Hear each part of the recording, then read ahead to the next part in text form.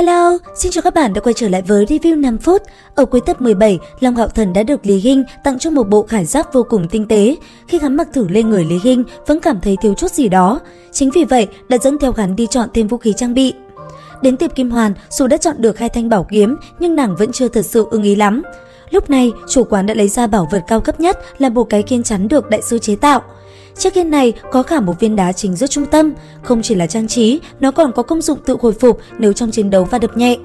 Cảm nhận được nó rất hợp với bộ khải giáp của Long Hạo Thần, Lý Hinh quyết định sẽ mua chiếc kiên này. Nhưng là cầm trên tay, chưa kịp thanh toán thì Lâm Giai Lộ không biết từ đâu xuất hiện đã giành lấy bảo vật này.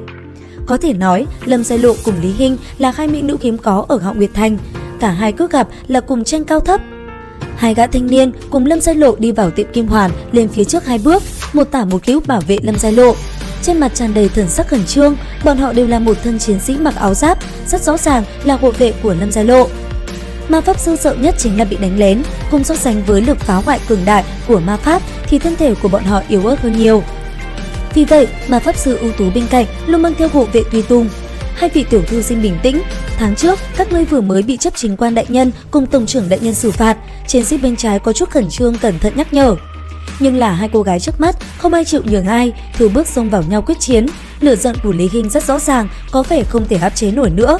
Cổ tay khẽ xoay, liền nắm lấy song kiếm từ sau lưng, rút ra một thanh. Đi ra bên ngoài, ta hôm nay sẽ không chịu khổ mân côi, ta xem ngươi có thể làm khó dễ được ta hay không. Lâm Giai Lộ cầm ma pháp trượng đưa cho chiến sĩ cầm hộ rồi nói: Được, ta đây cũng không dùng ma pháp trượng, cho ngươi xem tốc độ thi pháp của bổn tiểu thư.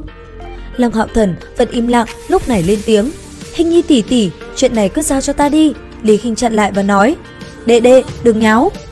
Nàng đã thấy Long Hạo Thần xuất thủ, biết hắn kinh nghiệm thực chiến không tệ, nhưng Lâm Giai Lộ lại hoàn toàn khác. Đây chính là vang danh thiếu nữ thiên tài của Hạo Nguyệt Thành cùng với nàng.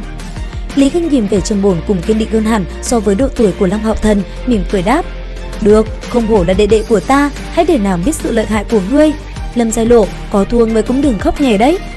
Trước đó, Long Hạo Thần vẫn bị thân hình Lý Hinh ngăn trở. Lúc này, Lý Hinh tránh ra nên Lâm Giai Lộ mới nhìn đến hắn. Lâm Giai Lộ lập tức cảm giác đôi mắt sáng ngời, khuôn mặt tinh xảo gần như hoàn mỹ của Long Hạo Thần, thiếu niên này cũng thật là đẹp trai a. Long Hạo Thần đã cầm trọng kiếm trong tay đi ra, hướng Lâm Giai Lộ nói: Lâm tỷ tỷ, ta chưa bao giờ đấu cùng ma pháp sư, có gì mong tỷ chỉ giáo. Vừa nói rồi, Long Hạo Thần dùng trọng kiếm cây gót trên vai phải của mình một cái, hành lễ nghi của kỵ sĩ, mũi chân chĩa xuống đất rồi hướng về Lâm Giai Lộ bắt đầu tấn công. Âm phủ khẽ vang lên từ miệng Lâm Giai Lộ, nàng cũng không lùi về phía sau, một tầng lam quang nhàn nhạt từ trên người nàng lan ra, tay phải chỉ tới, một viên băng cầu liền phóng thẳng đến phía Long Hạo Thần, trước sau chỉ dùng không tới 1 giây thời gian. Long Hạo Thần ánh mắt thoáng co rút lại, không hề né tránh, trực tiếp nghênh hướng băng cầu, nhưng đúng lúc đó, quả băng cầu kia lại đột ngột đánh xuống mặt đất, mà bước chân của Long Hạo Thần lại vừa vặn ở trong đó. Cảm giác lạnh buốt lập tức từ dưới chân trào dâng, dưới chân vừa trượt, thân hình Long Hạo Thần nhoáng một cái, dường như bị mất cân đối. Trên mặt Lâm Giai Lộ lộ ra nụ cười đầy tự tin. Một màn đạn lam sắc hào quang đã đem nàng bao phủ vào bên trong, đây là nhị cấp ma pháp hàn băng cháo của nàng. Nhưng nụ cười trên mặt nàng rất nhanh chợt biến thành giật mình, một cước của hắn đã dẫm phá tầng băng trên mặt đất, thân thể cũng lập tức khôi phục ổn định. Tốc độ công kích chẳng những không có giảm đi mà ngược lại đột nhiên tăng gấp đôi, trọng kiếm trong tay liền thi triển một chiêu, đột thứ liền đâm trúng vào hàn băng cháo. Lâm Giai Lộ tuy kinh hãi nhưng nàng vẫn không hề ngừng thi pháp, một vòng bạch sắc băng hoàn lập tức phát ra từ thân thể, lực đẩy cường đại liền đem Long Hạo Thần ở gần trong gang tấc bắn ra ngoài.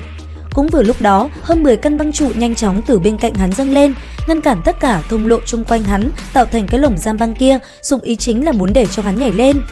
Quả nhiên, Long Hạo Thần vừa mới nhảy lên, bên kia khóe miệng Lâm Giai Lộ liền cong lên một tia mỉm cười đúng ý, từng khối băng cầu phóng thẳng tới tấn công Long Hạo Thần không ngừng. Tuy nhiên, Long Hạo Thần không để Lý Hinh thất vọng, quang trảm kiếm 3 chữ lập tức lại thầm vang lên trong nội tâm, khiến nụ cười trên mặt Lâm Giai Lộ lập tức cứng lại.